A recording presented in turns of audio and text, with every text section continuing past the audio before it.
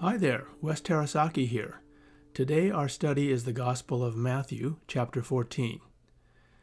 We'll include the last 6 verses of chapter 13 that we skipped last session. Chapter 14 begins a 4-chapter narrative that represents a significant evolution and turning point in the life and ministry of Christ. Let's briefly preview them.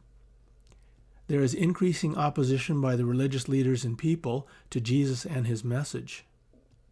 There is increasing recognition by Jesus' followers of who he really is and what his mission involves.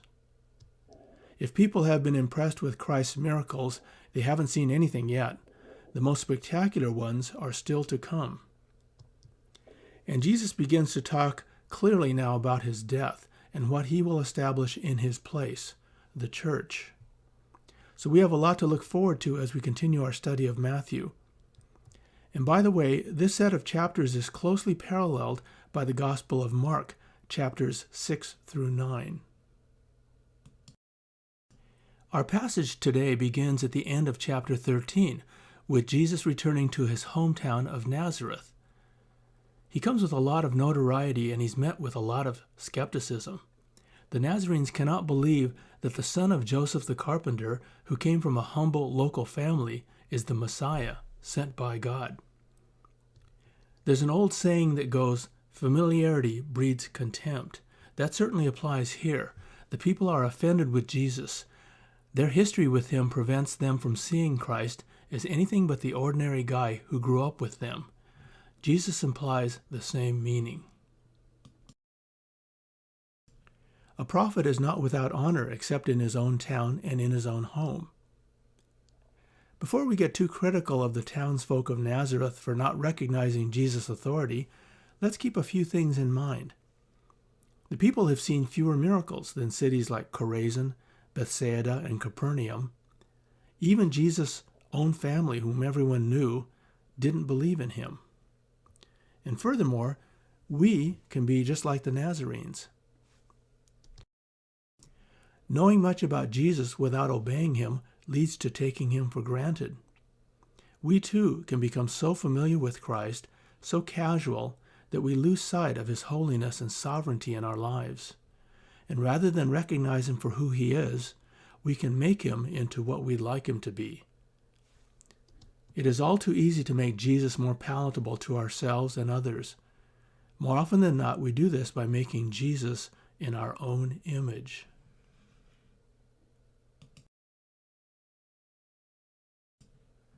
Chapter 14 starts out with the death of John the Baptist. Recall that he's been imprisoned by Herod Antipas.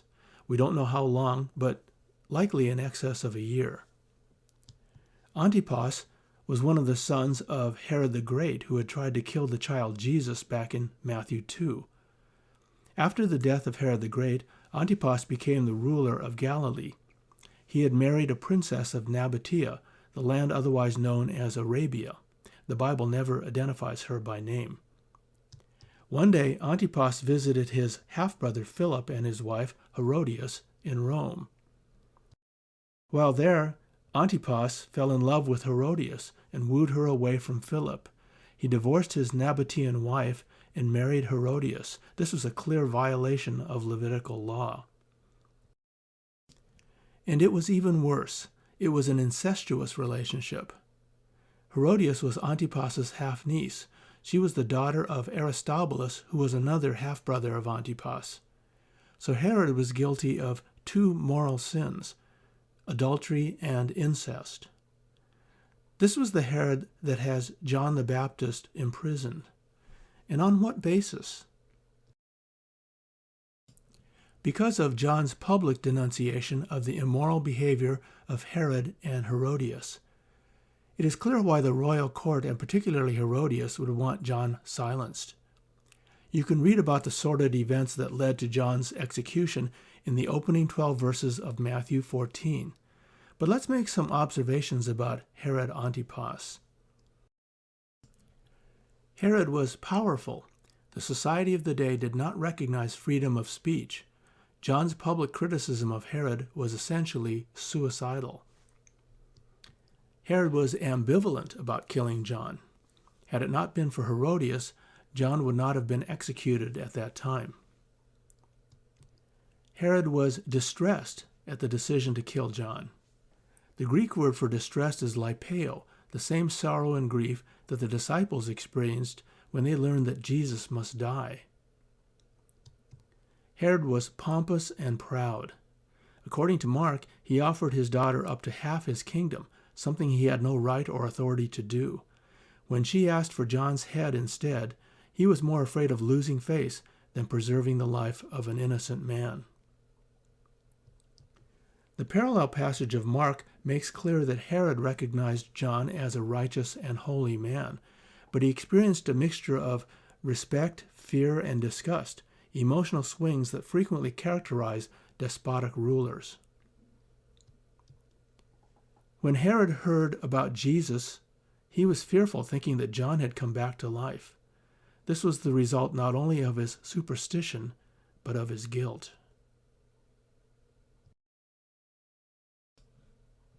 So, John was executed. But that's not the end of the story. Nabatean king Aretas IV was enraged by Herod's rejection of his daughter. He attacked and defeated Herod's military forces, necessitating intervention by the Romans. People regarded this defeat as divine retribution for his murder of John the Baptist. Later, Herod went to Rome at the urging of Herodias to seek the formal title of king. Instead of gaining it, he lost both his fortune and his realm and was exiled to Gaul. What a family history! His father, Herod the Great, had killed his own family members and friends to consolidate his power, only to die shortly after he slaughtered young children in Bethlehem. He was despised by his subjects.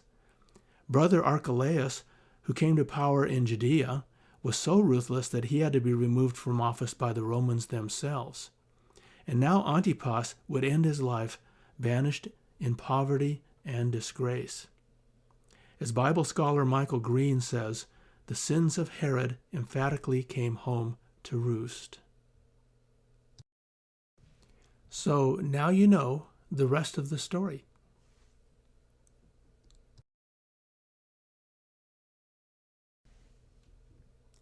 The remainder of Matthew chapter 14 is about two astonishing miracles of Christ, perhaps the two most famous miracles of all, the feeding of the 5,000 and Jesus walking on water. Notably, Peter walks on water too, but we'll get to that in a bit. You know, God has given us miracles that we may believe. As we discussed in our study of chapter 8, they are not myths, hallucinations, allegories, or amazing coincidences. Don't go looking for natural explanations for the supernatural.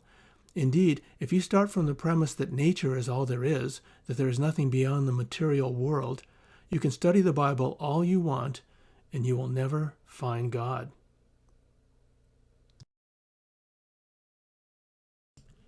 The feeding of the 5,000.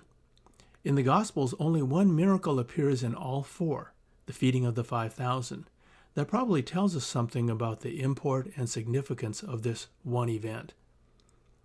Sometimes a very useful way to remember Bible stories is to summarize them in one sentence using simple everyday language. This one could go something like this. When thousands of people were hungry and without food, Jesus created enough for everyone to eat from 5 loaves of bread and 2 fish. This is a miracle story. It is not a parable about people being generous with the food they already had because they saw the disciples' example of generosity.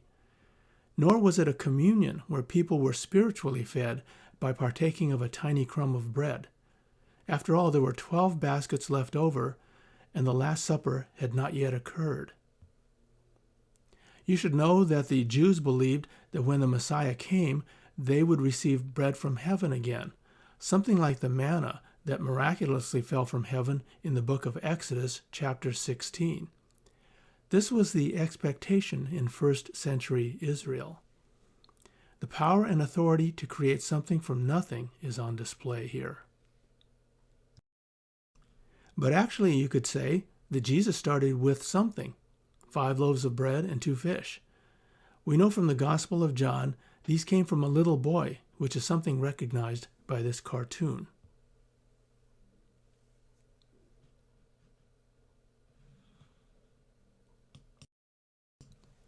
God often takes what we bring to him and multiplies it. When Moses insisted that he needed a sign to take with him to free his people from Egypt, God asked him what he already had in his hand, and then he transformed it using what had been merely a shepherd's rod to part the sea. When a widow needed financial help, Elisha asked what she had in her house. She responded that she only had a small amount of oil, so he commanded her to borrow jars into which to pour the oil, and then multiplied it until all the jars were full. There is a lesson for us. We see the size of the need and the smallness of the human resources available. Jesus sees the size of the need and the greatness of God's resources available.